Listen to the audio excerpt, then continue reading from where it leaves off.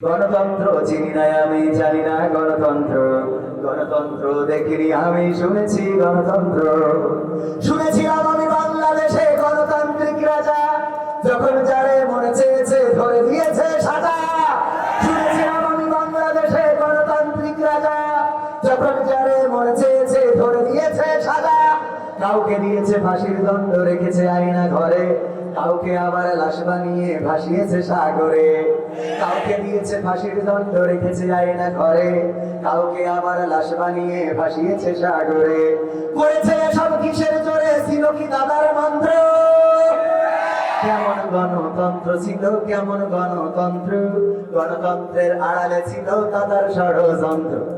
কেমন গণতন্ত্র ছিল, কেমন গণতন্ত্র, গণতন্ত্রের আড়ালে ছিল রয়ের ষড়যন্ত্র। শুনেছি আগে নির্বাচনে লাগতো টাকার নোট, দেখেছি আমি ভোট করিতে লাগেনি কোনো ভোট। শুনেছি আগে নির্বাচনে লাগতো টাকার নোট, দেখেছি আমি ভোট করিতে লাগেনি কোনো ভোট। ভোটের আগে পাশ হয়েছে মন্ত্রী মিনিস্টার, লাগেনি মিছিল, লাগেনি মিটিং, লাগেনি তো পোস্টার। কথা কয় না? ভোটের আগে পাশ হয়েছে মন্ত্রী মিনিস্টার, লাগেনি মিছিল, লাগেনি মিটিং, লাগেনি তো পোস্টার। নির্বাচন কমিশন ছিল ইন্ডিয়ান গণতন্ত্র।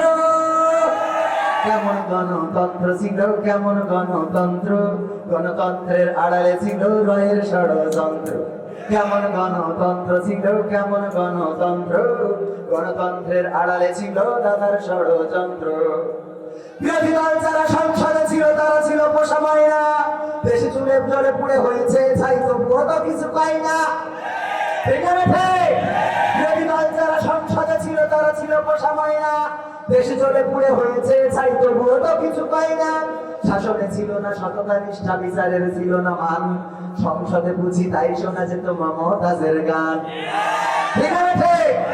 শাসনে ছিল না কথা কব। আজকেও দেখলাম পত্রিকায় লিখেছে পরিমণি মজাদার হাঁসের মাংস রান্না করে। এতদিন শুনেছি রাজহাঁস হয়, পাতিহাঁস হয়, তারপরে ওই যে আরো কি কি হাঁস হয়, এখন শুনছি মজাদারও হাঁস আছে। এই সাংবাদিকরা এখনো আছে, এই সময় এইসব সাংবাদিক থাকা যাবে। কথা কয় না? পরিমণি কি হাঁসের গোশত রান্না করেছে ওটা পত্রিকায় দেয়, সহ্য করতে পারা যায়? কথা কন। এমন অবস্থা, ওরা চাই যে পরিমাণে কয়বার আজকে বায়ু ছাইলো, কয়বার পায়খানা করলে, এগুলো এই সাংবাদিক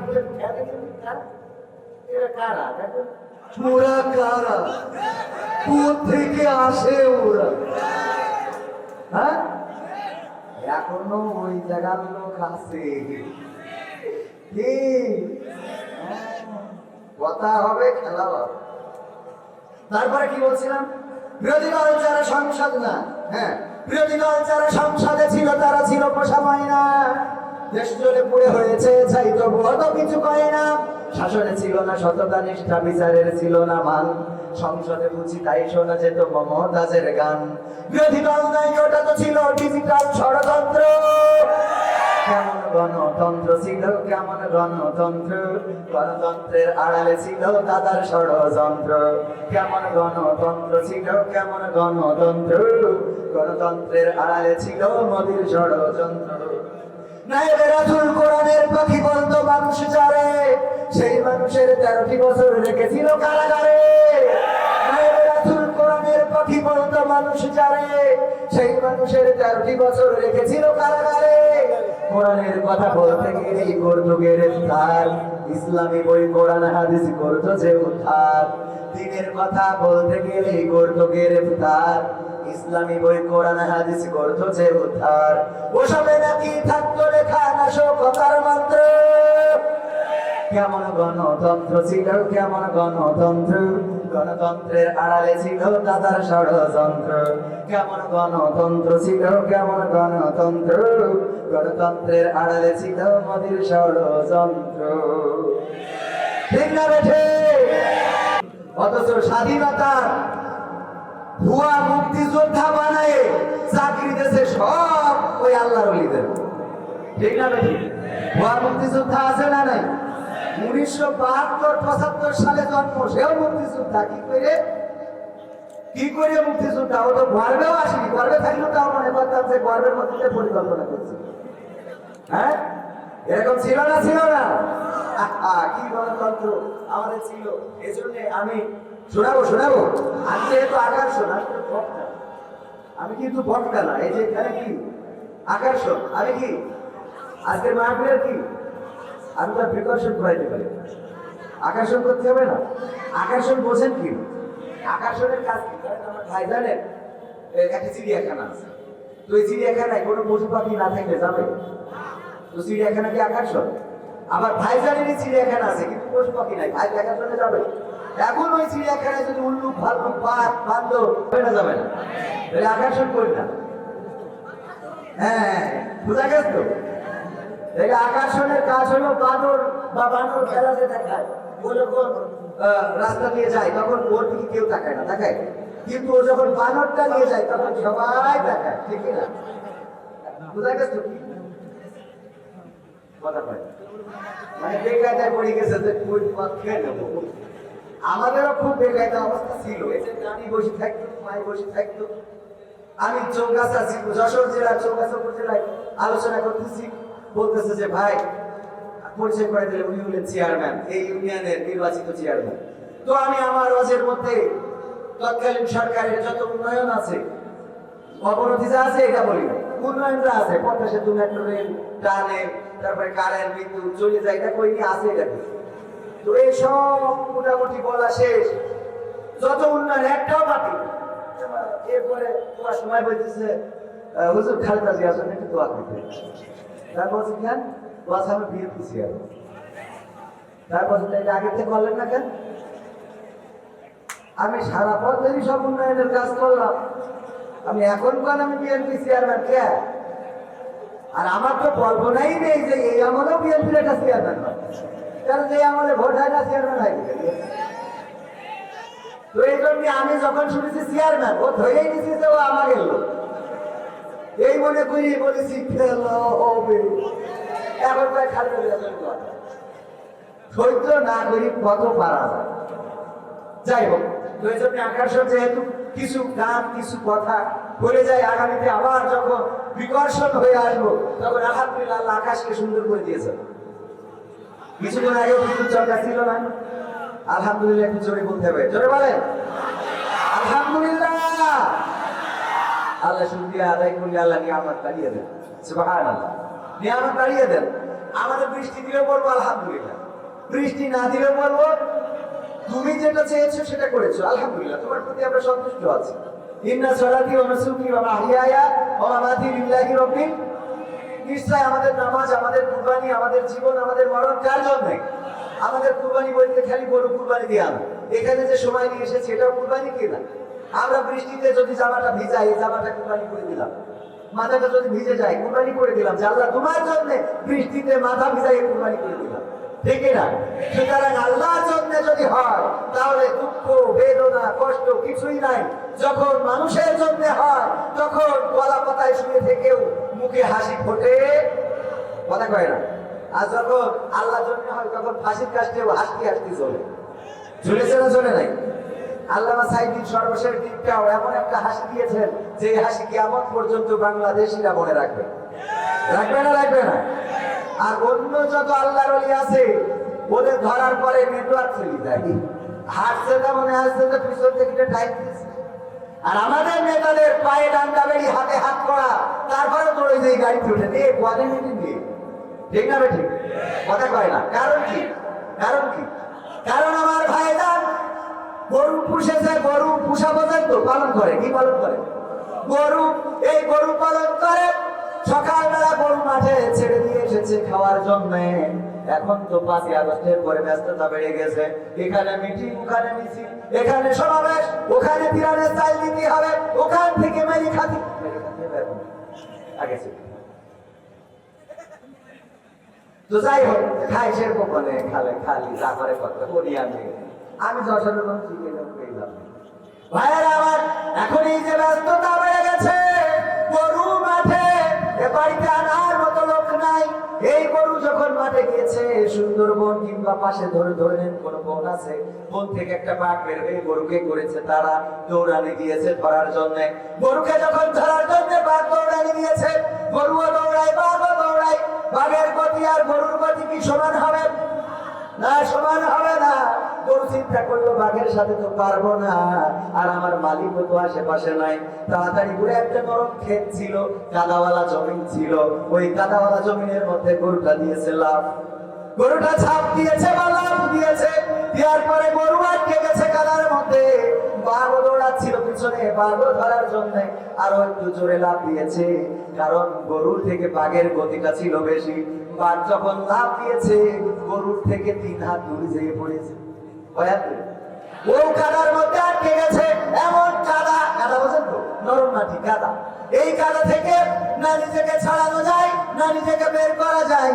বাঘ যত চেষ্টা করে তত আটকে যায়, কিন্তু গরুর কোনো চেষ্টা না করে একেবারে চুপচাপ বসি উনার মতো করি ওই যে জাবর কাটাচ্ছে, মনে আছে পান চাবাস গরু।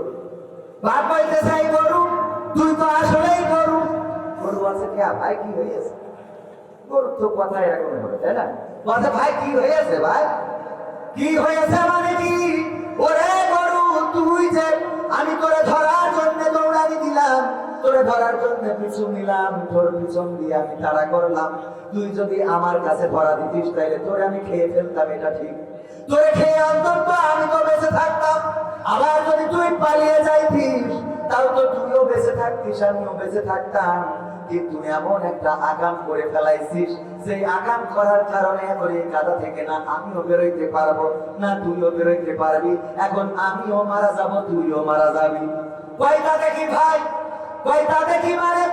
এরপরেও এত বিপদে পড়ার পরেও আমি যখন টেনশন করতেছি কি করে বের হওয়া যায়, আমি যখন দুশ্চিন্তা করছি কি করে বের হবো, সেই সময় তুই জাবর কাটাস কোন আন্দাজে? এইটা কোন তুই জাবর কাটাস কিভাবে? গরু বলছে ভাই দেখো আমি যাব, কেন কাটাবো না? আমার একজন অভিভাবক আছে, আমার একজন মালিক আছে রে। সেই মালিক সকালবেলা আমার মাঠের মধ্যে এই ক্ষেতের মধ্যে ছেড়ে দিয়ে গেছে, আমি যেন খেয়ে সন্ধ্যাবেলা বাড়িতে যাই। কিন্তু তুমি আমার দৌড়ানি দিচ্ছ, আমি বাঁচার জন্য কাদার মধ্যে লাফ দিয়েছি। আমার যতটুকু চেষ্টা ততটুকু করেছি। শুনে রাখো, আমার অভিভাবক যখন বাড়িতে ফিরবে, এখন তো রাজনীতি করে বেড়াতে হয়, একটু দেরি হচ্ছে যখন বাড়িতে এসে গোয়াল ঘরে আমারে পাবে না, তখন লাইট দিয়ে খুঁজতে চলে আসবে মাঠের মধ্যে। খুঁজতে খুঁজতে যখন এখানে আমারেও পাবে তোমারেও পাবে, আমার মালিক আমারে বাঁচাইয়ে নিয়ে যাবে, আর তোমারে এখানে পিটাই এই কাদার মধ্যে দাফন করে রেখে যাবি। এইবার বলো আমি জাবর কাটাবো নাকি তুমি কাটাবা? জাবর কাটাবে কিনা? এই জন্য ওই সব আল্লাহর ওলিরা ওরা যেই বিপদে পড়ে ওদের আর জাবর কাটানো থাকে না। কিন্তু যারা কোরআনের পথে চলে, আল্লাহর পথে চলে, আল্লাহর কথা বলে, ওরা যখন জেলখানায় যায় তখনও হাসে, যখন ফাঁসিতে চলে তখনও হাসে, বরং যখন ক্ষমতা পায় তখন তাদের চোখ থেকে অশ্রু ঝরে পড়ে। ঠিক না বেঠে? গণতন্ত্র চিনি না আমি, জানি না গণতন্ত্র, গণতন্ত্র দেখিনি আমি, শুনেছি গণতন্ত্র। গণতন্ত্র চিনি না আমি, জানি না গণতন্ত্র, গণতন্ত্র দেখিনি আমি, শুনেছি গণতন্ত্র। গণতন্ত্র চিনি না আমি, জানি না গণতন্ত্র, গণতন্ত্র দেখিনি আমি, শুনেছি গণতন্ত্র। শুনেছিলাম আমি বাংলাদেশে গণতান্ত্রিক রাজা, যখন যারে মনে চেয়েছে ভরে দিয়েছে সাজা। শুনেছিলাম আমি বাংলাদেশে গণতান্ত্রিক রাজা, যখন যারে মনে চেয়েছে ধরে দিয়েছে সাজা। কাউকে দিয়েছে ফাঁসির দণ্ড, রেখেছে আয়না ঘরে, কাউকে আবার লাশ বানিয়ে ভাসিয়েছে সাগরে। আপনাদের মনে হচ্ছে আমি যেগুলো বলছি মনে হয় বিশ্বাস হচ্ছে আছে? এই চেয়ারম্যান গুলো যে একটা কথা কয়, পার্টিতে বসা তারা তো তারা একটু বলে, আমি তো বেকায়দায় পড়ে চেয়ারে বসেছি, আমি না হয় পার্টিতে বসে বাস করতাম, আমার তো চেয়ারে বসার। আপনারা বসাই দিচ্ছেন, আমি কি করবো? মাইক্রো সার্টিফিকেট কিছু পেলে না হলে তো যে বলতাম। একটু মাঝে মাঝে আওয়াজ দিয়ে, গলার আওয়াজ দিয়ে যাবে না মাঝে মাঝে? একটু আওয়াজ যদি না দেন। রাজশাহী তো একটা পুরার অঞ্চল। রাজশাহী মানে কি? রাজশাহী বিশ্ববিদ্যালয় মানে সবসময় আতঙ্কের নাম। ঠিক না ঠিক? তো সেই রাজশাহী বিশ্ববিদ্যালয়ের আশেপাশে আপনাদের বাড়ি, সুতরাং আপনাদের গলার আওয়াজ হবে একটা অন্যরকম। সে আওয়াজই দেখছি এটা হইল, আওয়াজ কি দেওয়া যাবে? আওয়াজ দেওয়া যাবে ইনশাআল্লাহ। এইবার চিন্তা আছে, ভয় পাইছে? এইটা বলি ভয় লাগে না? খেলা হবে, ভয় লাগে? ভয় কিছু নেই, খেলা হবে তো খালি প্লেয়ার মাঠ বল সব ছুঁয়ে চলি, ঠিক না ঠিক? সব রেখে চলি। আর বাবা থাক তো, এখন আবার হুমকিদের সাথে সব একটা একটা করে দেখি না, সব এক এক করে দেখবে, একটা একটা করে দেখবে। আরে এত হুমকি কে বাবা রে? যাক মেরে চলে গেছিস, আওয়ামী লীগের লোকের শুধু তৌবা করতে হবে, পুরা তৌবা তো করতে হবে, সাথে গায়ে গরু তুলতে গোসলও করা লাগতেছে। এমন নেতার অনুসরণ করেছে, সেই নেতা ওকে ফেলাই দিয়ে হেলিকপ্টারের পিছনে কথা কয়। আরে নেতা সামনে মরে যায়, যাবে ফাঁসির কাজটা ধরবে, তবে রেখে চলে যাবে কেন? এখনো ওদের পক্ষ নিয়ে যারা কথা বলবে, ওখানে পচা খানায় ছুড়ানো ছাড়া কোনো রাস্তা নেই। যে তোর যদি বিবেক না হয়, তোর এই পচা কাদা পানি দিয়ে গোসল করানো ছাড়া কোনো রাস্তা এখনো কার অনুসরণ? আরে বাবা, আমার রাসূল সাল্লাল্লাহু আলাইহি সাল্লাম আমাদের নেতা। বলেন তো, সাহাবীদের রেখে সাহাবীদের ফেলে রেখে বিপদে ফেলাচ্ছি জীবনে কোন জায়গায় চলে গেছে? যুদ্ধের ময়দান থেকে চলে গেছে। ছাত্ররা যুদ্ধ করতেছে, ও বাবা বাবা হেলার কি বুঝাই খেতে আছে দাদা হাইতো কি আওয়াজ কি দেওয়া যাবে? যাবে ইনশাআল্লাহ। যাতে গোলাম রব্বানী ভাই এসে বসেছে না, ভাই এসে আকর্ষণ বিকর্ষণ করে যায়নি, আকর্ষণই আছে। আওয়াজ দেওয়া যাবে? নারায়ে তাকবীর। মোটামুটি হয়েছে, এখনো ফাইনাল হয় নাই, ফাইনাল আর একটু পরে আসছে।